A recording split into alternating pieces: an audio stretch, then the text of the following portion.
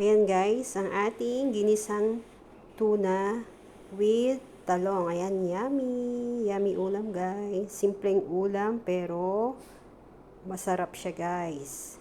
Mas pinasarap natin dahil nilagyan natin ng talong ang ating tuna. Yummy!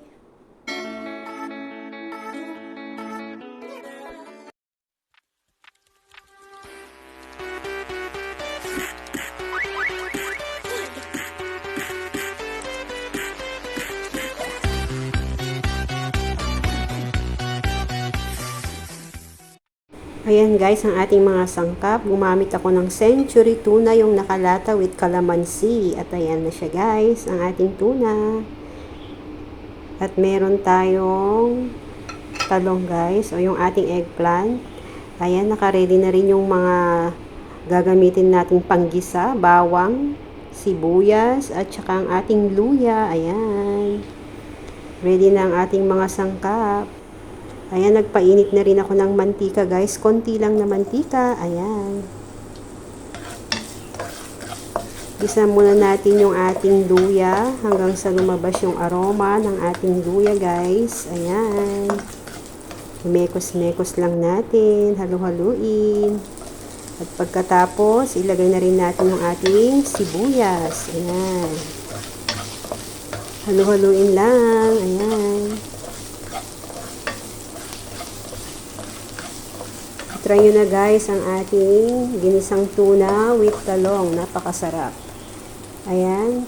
Next na ilalagay natin is yung ating bawang. Ayan yung bawang natin guys. Ganyan ako mag-isa. Nahuhuli yung bawang. Ayan. Halu-haluin lang natin hanggang sa lumabas yung mga aromatics ng ating mga sangkap. Ang luya, sibuyas at bawang. Ayan na guys. Mekos-mekos. Mekos-mekos lang natin. Halu-haluin. Halu-haluin lang natin. Ayan. Pagkatapos na natin mag-isa yan, ilalagay na rin natin yung ating Century tuna with calamansi. With calamansi yan guys. Ang sarap niya. Ayan. Ayan lang natin. Kumulo ang ating tuna guys. Maano siya, masabaw. Ayan. May sabaw siya.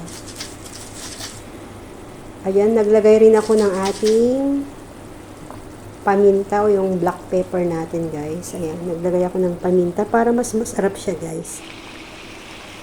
Ayan. Ayan, kumulo na siya guys.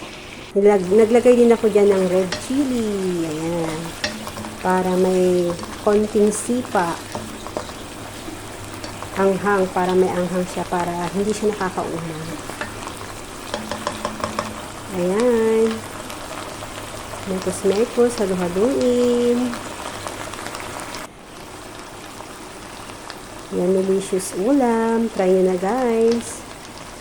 Pagkatapos, mag-isa ang ating tuna. Ayan, ilalagay na rin natin yung ating talong. Ayan yung talong natin guys. O yung ating eggplant. Ayan. Haluin lang natin. Ayan, halu-haluin. Ayan guys.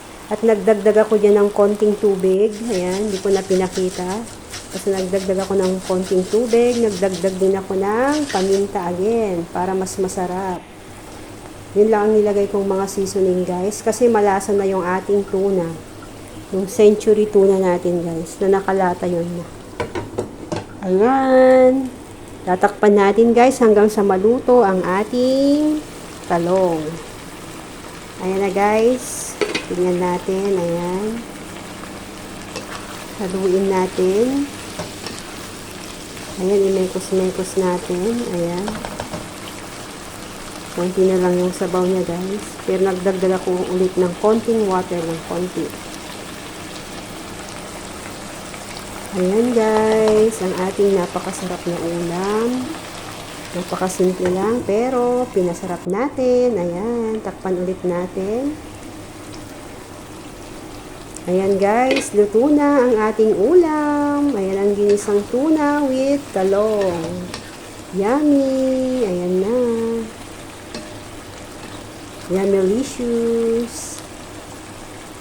I-try nyo na guys. Masarap na ulam. Ayan na.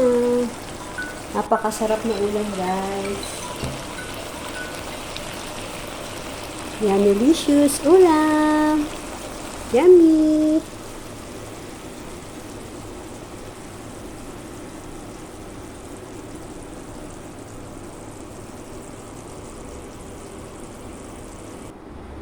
Simpleng ulam, pero masarap siya, guys. Ayan na, luto na. Ready na. Ready to eat. Kainan na, guys. Ayan na ang ating ulam. Ready na natin ang rice, ang kanin natin para kakain na tayo. Shout out sa mga team Alright. Ayan. Especially sa aking mga members, Wandering Bicolana, at saka si Host Dan TV Vlog. Ayan. Yummylicious ulam, guys. Ayan na. Salamat sa mga nandito, sa pag-support. Thank you for watching. Ayan. Kainan na, guys. Yummylicious. Ayan. Kakain na si Sherum. Again, thank you so much po sa lahat na nandito. Sa lahat ng sumuport sa aking premiere. Thank you so much. Ayan. Let's eat na, guys. Kainan na. Ayan. Yummy. Ginisang tuna with talong. Yummy. Yummylicious ulam. Ayan.